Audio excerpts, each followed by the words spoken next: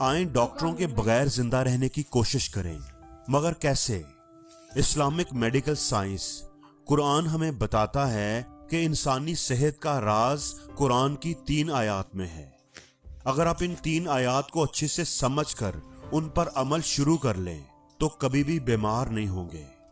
ہم ہر بیماری سے بچ سکتے ہیں۔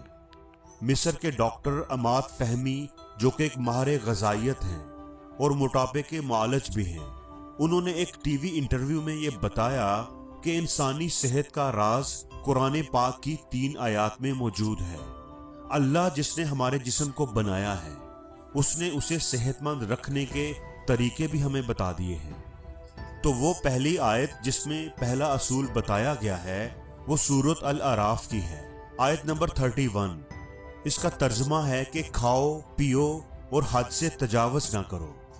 اس کی تشریح میں ڈاکٹر عماد فہمی کہتے ہیں کہ اکثر ڈاکٹر نشاستہ اور چکنائی والی چیزیں منع کرتے ہیں، آئل والی چیزیں چھڑوا دیتے ہیں، حالانکہ یہ دونوں انسانی صحت کے لیے بنیادی اہمیت کی حامل ہیں۔ اصل میں جس چیز سے منع کیا جانا چاہیے وہ ہے حد سے تجاوز کرنا، یعنی کھانا کھاتے ہوئے احتیاط کرنا۔ دوستو، جو بھی چیز آپ کھائیں اس میں میانہ روی اختیار کریں، زندہ رہنے کے لیے کھائیں، نہ کہ آپ کو دیکھ کر ایسا لگے کہ آپ کھانے کے لیے زندہ ہیں۔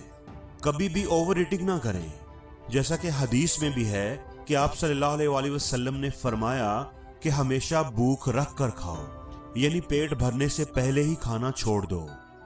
ہم میں سے اکثر لوگوں کو دیکھا جائے تو ہمارا حساب ہی الٹا ہے۔ ہم اتنا زیادہ کھاتے ہیں، اپنے معدے پر اتنا بوجھ ڈال دیتے ہیں کہ وہ اس خوراک کو صحیح طور پر ہضم ہی نہیں کر پاتا۔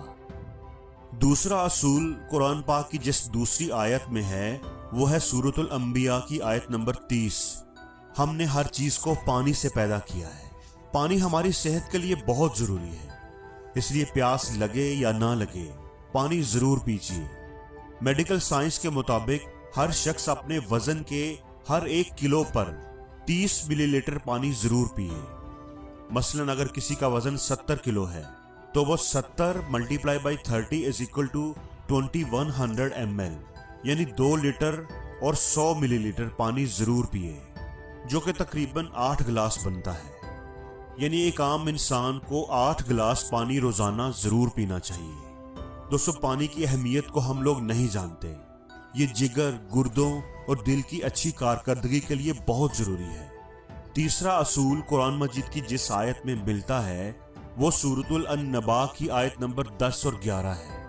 اور رات کو ہم نے لباس بنایا اور دن کو معاش کا وقت بنایا۔ ڈاکٹر فہمی کہتے ہیں کہ رات کو جلدی سویا جائے اور صبح جلدی اٹھا جائے۔ یہ سب سے بہترین نسخہ ہے جو کہ آپ کو نہ موٹا کرے گا اور نہ ہی بیمار کرے گا۔ اسلامی طرز پر زندگی گزارتے ہوئے اپنے جسم کو بیماریوں سے محفوظ رکھیے۔ خداوند کریم نے رات کو سونے کے لیے بنایا ہے، جبکہ آج کا نوجوان رات کو 3-3 4-4 بجے تک جاگتا ہے، اور جس وقت اٹھنے کا ٹائم ہوتا ہے اس وقت آج کا نوجوان سونے لگ جاتا ہے۔ سب سے بری ترتیب بھی یہی ہے۔ اللہ نے جو انسان کے جسم کا ایک سسٹم بنایا ہے، اس سسٹم میں یہ رکھا ہے کہ صبح کے ناشتے کو بھرپور طریقے سے کرنا چاہیے، دوپہر کا کھانا ناشتے سے قدرے کم ہونا چاہیے، اور رات کا کھانا بالکل ہی کم کھانا چاہیے۔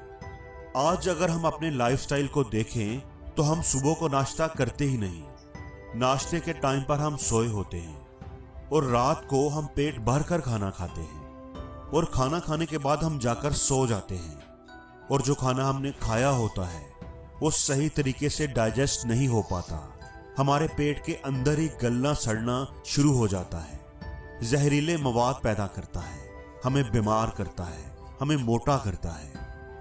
ہم نے اللہ اور قرآن پاک کی ہر اس بات کو چھوڑ دیا ہے جو ہماری صحت کے لیے بہت اچھی ہے۔ اس لیے اگر آپ لوگ صحت مند رہنا چاہتے ہیں تو قرآن کے یہ 3 اصول اپنا لیں۔ صرف 3 مہینے ان کو اپنی زندگی میں اپلائی کریں اور فرق دیکھیں۔